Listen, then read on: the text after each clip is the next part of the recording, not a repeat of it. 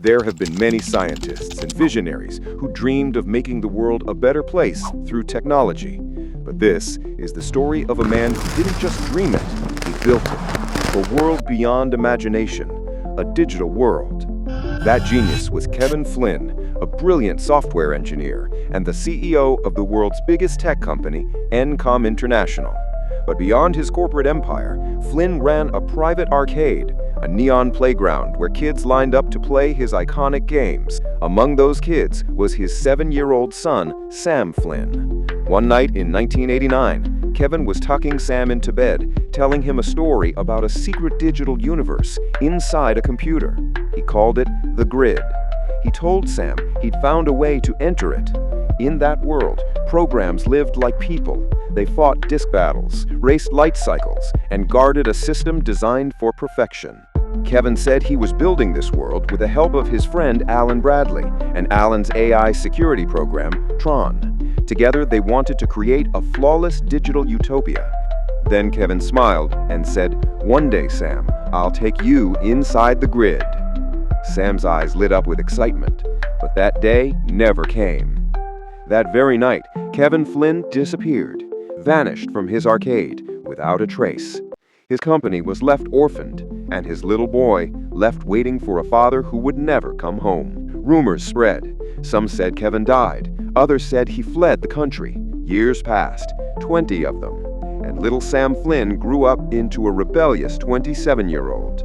He was Encom's biggest shareholder, but he wanted nothing to do with it. The company that once represented innovation was now just another greedy corporation. Every year on Encom's board meeting day, Sam pulled a stunt, a mischievous tradition that kept the suits on edge. That night, he hacked into the company's system, broke into the main server room, and released their brand new OS to the entire world for free. Watching the executives panic, priceless. Later that night, Alan Bradley showed up at Sam's garage. He had news. He'd received a pager message from Kevin Flynn's old office, a message that came from the arcade. Alan handed Sam the keys. He said, "Your father loved you more than anything. If this message came through, it means he's trying to reach you." Sam was skeptical, but curiosity got the better of him. He drove to the old dusty arcade, flipped the power switch, and the machines flickered back to life for the first time in decades. He entered his father's office, empty, silent. As he turned to leave, something caught his eye. The light cycle game, his childhood favorite. He dropped a coin, bent down to grab it, and noticed scratches on the floor, as if the machine had been moved. He pushed it aside, and behind it was a hidden door. Down a narrow staircase, he found a secret lab. Dust everywhere, old computers, and on the desk, a system that had been running for 20 years straight. He brushed off the dust and tapped a few keys. The command line came alive. And then, a laser behind him powered on. A blinding green beam hit Sam, breaking his body down at the molecular level. In seconds, he was gone. When he woke up, he wasn't in the lab anymore. He was in the Grid. Neon skies, glowing towers, light everywhere. The world his father once described was real. But before Sam could take it all in, armored guards captured him and threw him into the games. He was stripped, suited up in a glowing combat suit, and given a disk D, the key to every program's memories and life. Then came the disk battle. Sam fought like hell. Instincts from his childhood gaming days kicked in, and he somehow survived. But in the final round, he faced Rinzler, a deadly champion. When Rinzler cut Sam's arm, he saw blood, human blood. The arena fell silent. "A user," someone gasped. Sam was dragged to the throne room of the Grid's ruler. The figure removed his mask, and Sam froze. It was his father, or at least it looked like him. Younger, perfect, cold. It was Clue, something unthinkable.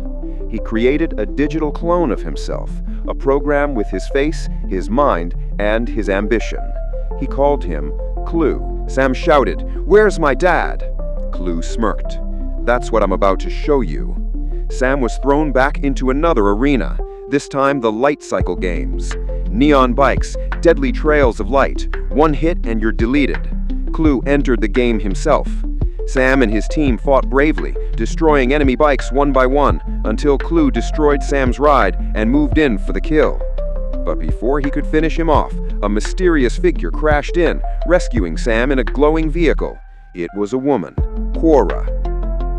Quora took Sam across the digital wastelands to a hidden retreat inside a mountain. There, in quiet meditation, sat the real Kevin Flynn. Father and son reunited after 20 long years. Over dinner, Kevin explained everything. About Clue, about the war, and about the miracle that changed everything. He called them ISOs, isomorphic algorithms, living beings born inside the grid, not programmed, but evolved, pure, free, and infinitely intelligent. They could have changed everything, science, philosophy, even human evolution. But Clue saw them as flaws, imperfect, uncontrollable, and so he destroyed them. All of them. Only one survived, Quora. Sam was furious. "So you just hid here?" Kevin sighed. "If I leave this place, Clue will find me. My identity disk, the master key, would let him open the portal to the human world. If that happens, he'd see humanity as imperfect and erase it, just like the ISOs."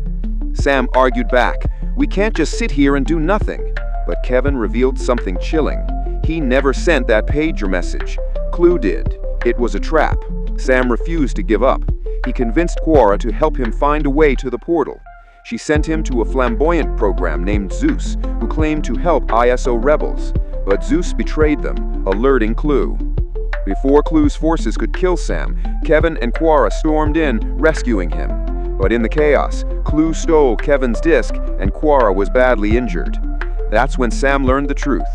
Quora was the last ISO. Kevin restored her code and healed her. The trio escaped aboard a transport ship heading for the IO Tower, the portal's location.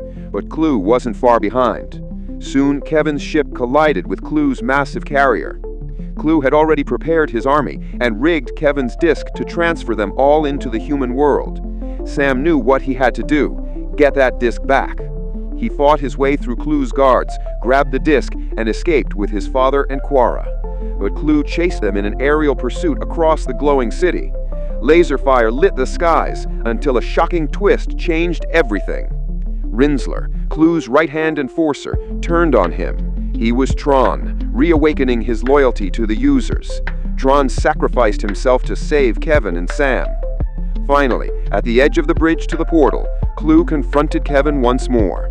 "You betrayed me," Clue shouted. "I built the perfect system." Kevin looked at him with sorrow. "No, Clue. You built your system. Perfection isn't control. It's growth. It's change. It's learning from mistakes. That's what makes us human." But Clue couldn't understand. He lunged forward, and Kevin pulled him in. He absorbed Clue back into himself, destroying them both. The explosion consumed the digital city, and as the portal began to close, Sam and Quora escaped into the real world. Back at the arcade, Sam backed up the grid's data, then shut it down forever. He wasn't the same rebellious kid anymore. He had purpose now.